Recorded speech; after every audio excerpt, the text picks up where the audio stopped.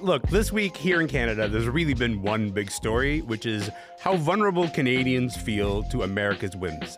That has consequences for the culture we consume and the things we watch. Other countries have learned how to navigate this. Today, what Canada can learn about holding back American influence.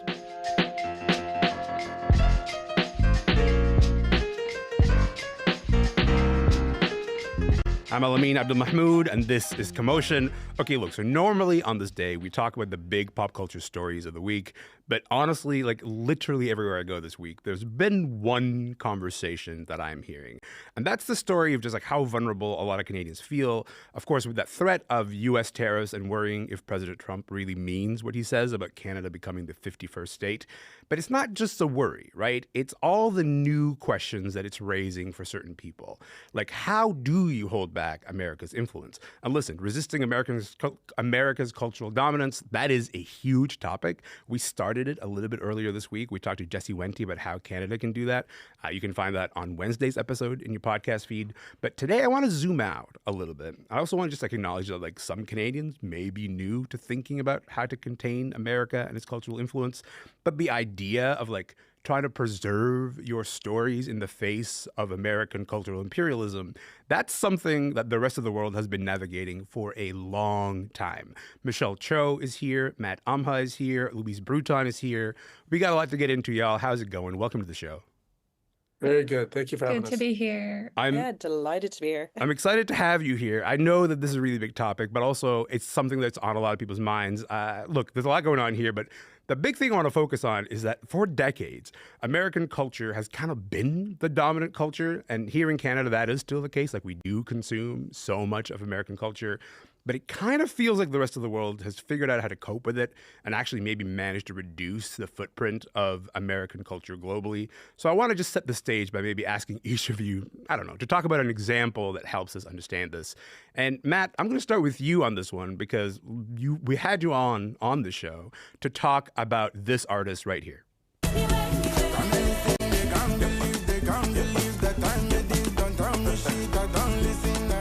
That is Nigerian artist Rema. That is a song he is. Why do you think Rema is a good example of maybe trying to say, you know what, we have to resist what America's trying to turn us into?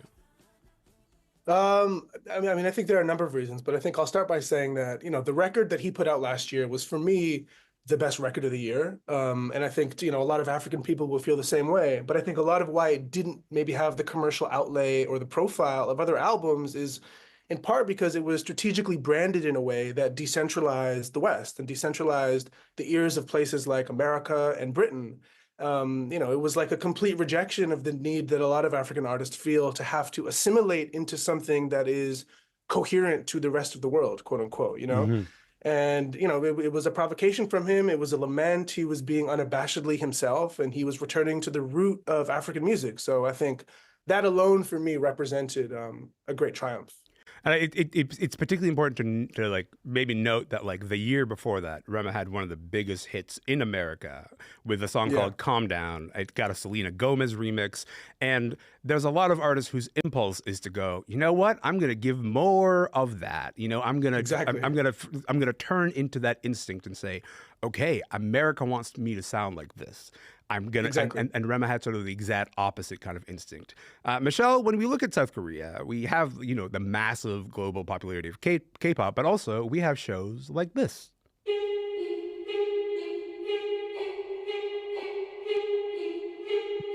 Come on, you know the sound. That is, of course, Squid Game. How do you think Squid Game helps us understand the way that cultural resistance to America's influence shows up in Korea's cultural production? Yeah. Okay. Yeah. That the music gives me chills every time.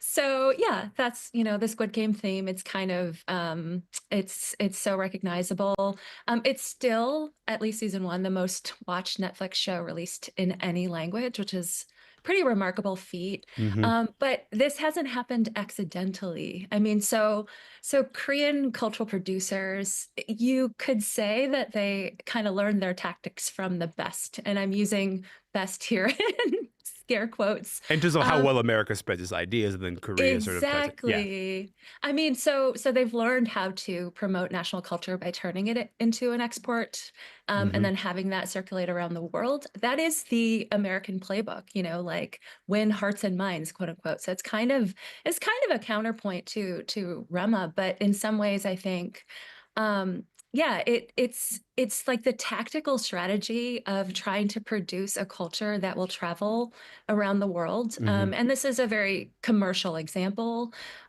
It makes a lot of sense because, you know, when you're confronting a machine like the partnership between the US State Department and Hollywood, you know, you kind of have to fight back with a similar maybe assemblage or strategy. So I think that, you know, that's what we're seeing with the South Korean culture industries. And for a lot of people, it's working because they are somewhat of an alternative popular culture to what the US is putting out right now.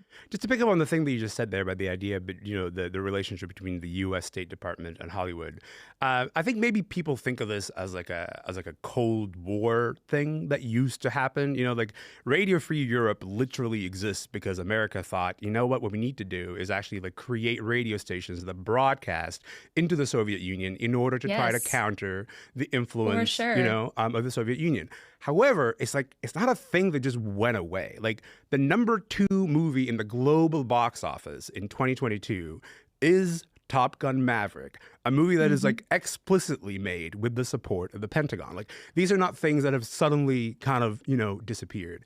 But just to the point that you were raising there, Michelle, about the idea of getting your culture to travel and travel like really successfully.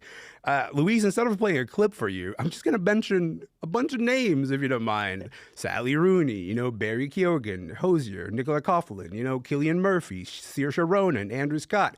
My God. I mean, Ireland has been a massive cultural powerhouse, especially in the last 3 or 4 years or so. What do you think is unique about the way that Irish culture is breaking through globally in ways that completely disregard both British and American influences? I'd like to congratulate you on pronouncing Saoirse Ronan correctly, because that's a very tough, well, thank you. very, very tough name for people outside of Ireland to pronounce. But what seems to be happening now is I think a lot of people recognize these creatives as Irish creatives.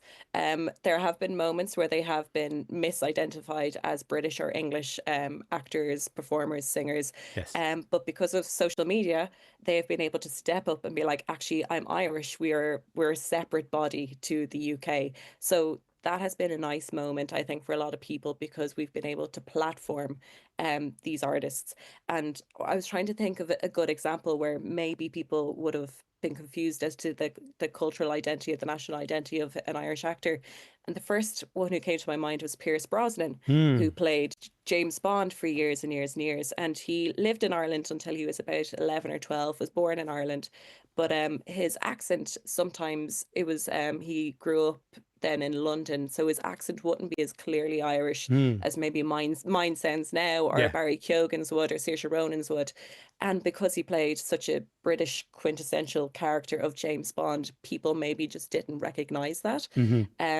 But now we have this moment, and I'd like to add Colin Farrell to this list as well, because he's had such a resurgence lately, winning 2 Golden Globes for The Penguin and Banshees of Inisherin. He's just having this moment as well where he's stepping into this limelight, and all of those actors that you've mentioned, Nicola Coughlan, Barry Keoghan, Saoirse Ronan, their Irish accents are distinctive. They're not watering it down so that they can be understood. And another great thing is they're vocal, they're political, they care about their arts and their crafts, and they also care about global issues. They're all very political, and they speak up for things that they care about. So it seems to be tapping into something that maybe Irish actors didn't get to do before, because they're superstars in their own right. They're not just the supporting actor, or playing the maid, or playing the butler, or playing the drunk. They're now the lead stars. I'm glad that you laid it out like that, the idea that they are the lead stars and they are sort of taking a more central role, because what that does is allow you to protect your own stories. And that's really what this conversation is about, Matt. It's about the idea of, if you exist in a place and you care about your stories, as we do right here in Canada, then you are sort of like looking at a gigantic global production powerhouse that is constantly flooding the zone, constantly sort of introducing more of its stories, more of the ways that, America sort of approaches stories. And then gradually you kind of forget to tell your own, or you kind of like, it can come to sort of replace the stories that you're trying to tell in that specific place. Because for everything that Louise was saying there, the NFL announced this morning that they were going to be having a game in Dublin in next fall. They're having a game in Dublin, they're having a game in Berlin, they're having a game in Madrid, which is to say global exports of culture continue to happen from America. Matt, you were just in South Africa. Do you want to talk a little bit about what you observed about like where America's influence is maybe still resonant or waning?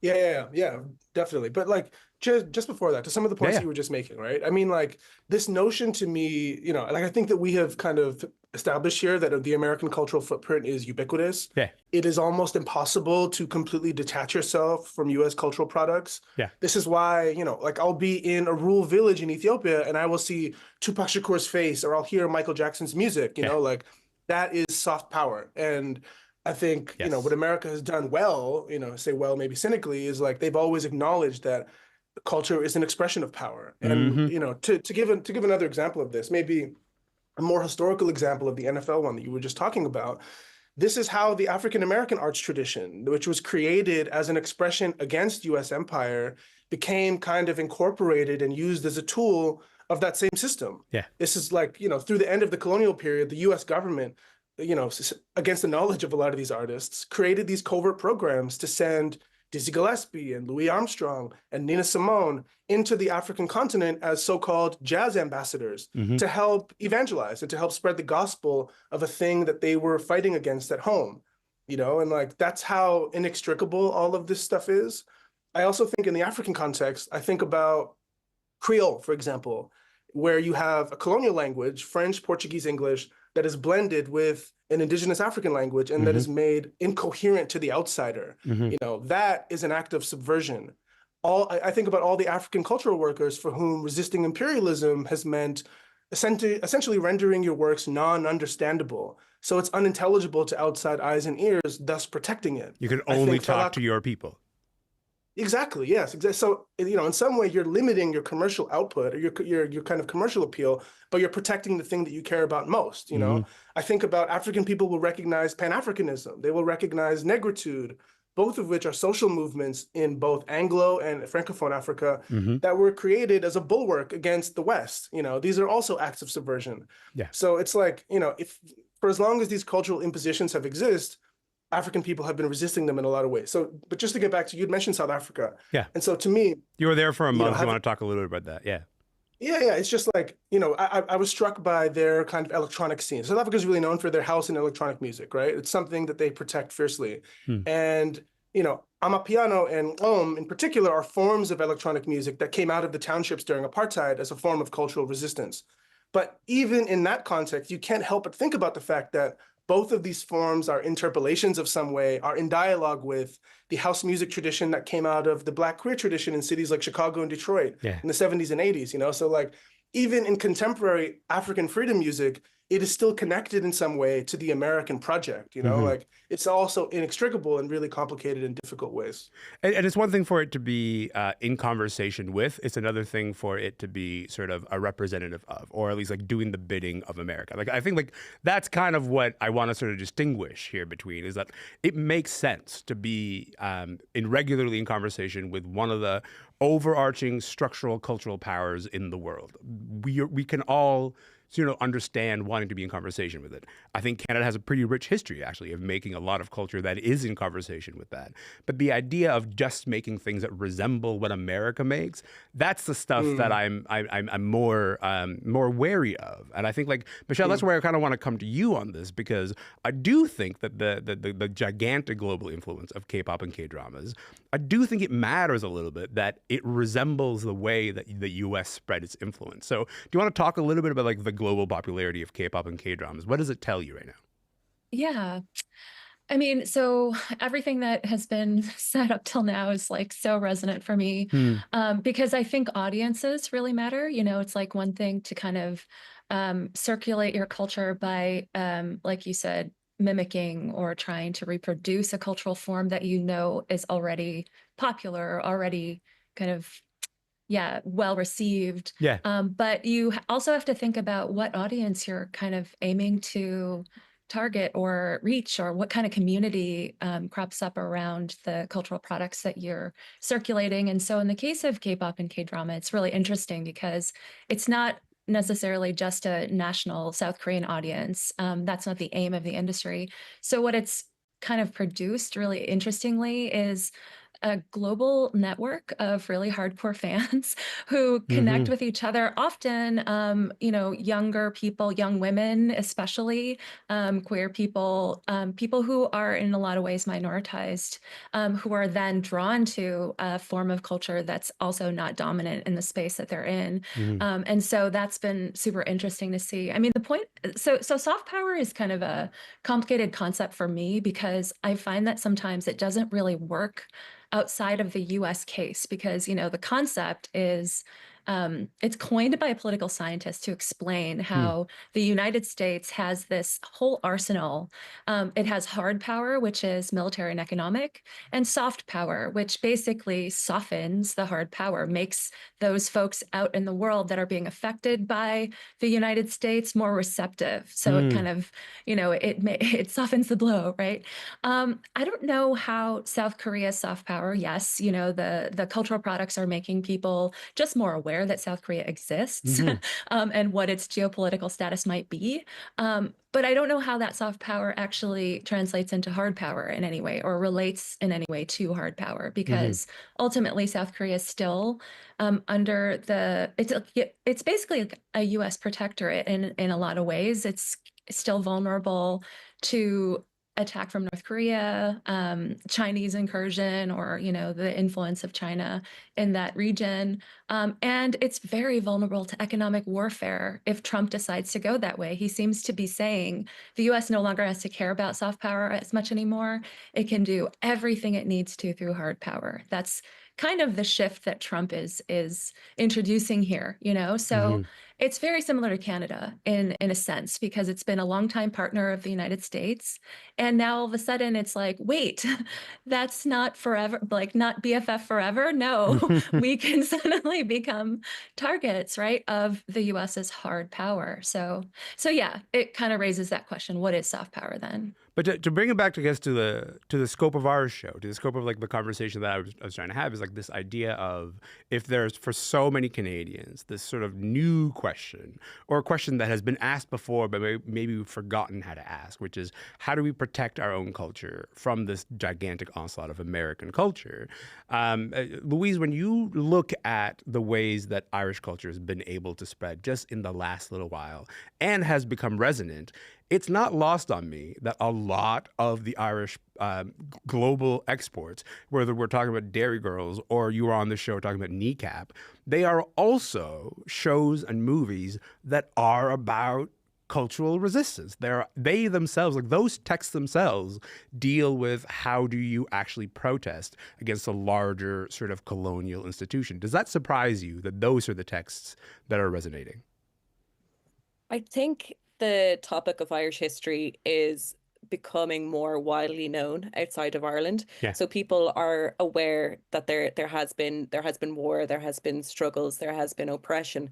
And that's just a recent thing. Like the peace officially was agreed in 1998 under the Good Friday Agreement, which is very, very recent. And I think people are becoming more aware of these things. And we have culture to thank for that, because when Cillian Murphy, for example, he was in a movie called The Wind That Shakes the Barley, Hmm. which is all about the War of Independence in Ireland, and great film, great story. It's reflecting the history, but also it presented this great array of Irish talent that people from outside of Ireland could appreciate for its entertainment quality, while also learning something, a very important thing.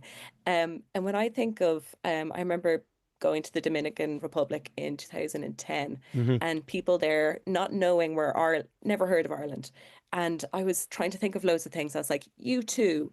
Maybe I mentioned Colin Farrell, and everyone's like, no, no. And then I was like, okay, who can I name? So I named football players, soccer players, Yeah. Roy Keane, Robbie Keane, Yes. who played for like Man United and Liverpool, and they're like, ah, yes, there you go. So it wasn't culture back then; it was sport. Yeah. But now it's culture. Now we're kind of talking this language. And the thing about like Kneecap and Dairy Girls, it's portraying this very unique piece of history Hmm. that we thought was only going to be interesting to Irish people, but it's not. It's a story of resistance, and a story of preserving identity and language Hmm. and art, because Ireland has such a rich history of incredible theatre, incredible playwrights, incredible novelists. We have all of this, and most of these brilliant stories and gorgeous language is about this art of standing up against the British rule that we lived under for so long. Hmm. It's not, Matt, it's not lost on me that we are talking in a week where Donald Trump talked openly about the U.S. taking control of Gaza. And the quote that he said was turning it into the Riviera of the Middle East. Like that's a cultural phrase. Like the idea that makes sense. That's an American export of a notion. So like we're not just talking about like notional imperialism. We're also talking about like culturally imposing an idea of what leisure looks like, what, free time looks like, and then imposing that onto a land that is contested. So like that idea is top of mind for a lot of people as they think about this. So just to come back to Canada for a moment, are there lessons that we can use that you're seeing from anywhere in the world, certain countries in Africa that you were just recently in, as we kind of navigate this tenuous relationship with the United States? I think there is, on its face, it's like some, unintelligibility, works. Like making your things difficult to understand can work. And if Yeah. and if people are really into the thing that you're doing, they're going to do the work necessary to be able to understand and enjoy it at a kind of broader level, right? It isn't always about commercial outcomes and profit making. That's an important thing for us to understand in this country, I think. But I think like outside of that, it can be a little bit difficult to kind of create direct parallels between the African continent and Canada. Like Africa is a place that, like the world knows virtually nothing about. This is the permanent terra incognita. And I think even places that are stuck under the cultural dominion of the United States participate in the ways that we think about Africa that are really challenging. But if I can just draw a parallel, I think, the kind of Irish example of openly talking about and kind of marketing the country in some way around these stories of resistance is also a part of a tradition that countries like, Ethiopia, Somalia, Nigeria, Morocco, South Africa will all be familiar with, because despite the fact that Africa is a place of 54 disparate nations, they're all kind of connected in some way under this banner of Pan-Africanism, under these stories of resistance, and it's given way to a common purpose and identity. I think in Canada, we've had a bit of a challenge cultivating this sense of common identity. I think especially for those of us whose families arrived here more recently, you can kind of feel written out of this traditional cultural tapestry. So creating this kind of single unified story has been a challenge for us, and I think we're still figuring out kind of how to go about that. Michelle, maybe last word to you. I got about 30 seconds here, which is that's a tough ask. But what lessons do you think we can learn here in Canada? Yeah. So I just want to echo, I think, what Matthew was just saying about, like we need to come together to kind of formulate a sense of a national culture that's not just, oh, this is traditional culture or folk culture, something that really says something about our contemporary outlook, experiences, position in the world. I think we can come together around something like that. I think that is a perfect place to leave it. I also just really want to say thank you, all of you, for being willing to take on such a gigantic topic. This has been really enriching. Thank you for your time. Thanks, Elamin. Thank That was you. great. That's, of course, Matt Amha is a journalist and culture critic based in Toronto. Michelle Cho is a professor at the University of Toronto. Louise Bruton is a culture critic in Dublin, Ireland. And that is it for the show today. My name is Elamin Abdelmahmoud. By the way, Commotion was produced by Stuart Berman, Ty Callender, Jane Vancouverden, Jean Kim, and Jess Lowe. Aja Souter is our intern. Our digital producers are Carla Antonio, Amelia Ekbal, Shuli Grossman-Gray, Shel Turingen, and Julia Whalen. Our director is Jean Kim. Our engineer is Sam Hashmi. Our senior producer is Daniel Grogan. John Perry is our executive producer. My name is Elamin Abdelmahmoud. This show is called Commotion. By the way, I'm going to be away for the next week or so, but I'll be back after that. Rad Time and Play, our good pal, will be in the chair all of next week. He's going to have a great time. On Monday's show, you're going to get a bit of a wrap-up of the Super Bowl, which I know, American culture is back at it again. We're not done with this conversation. I think we're going to revisit it some more. But in the meantime, I'm Elamin. This is Commotion. See you next week.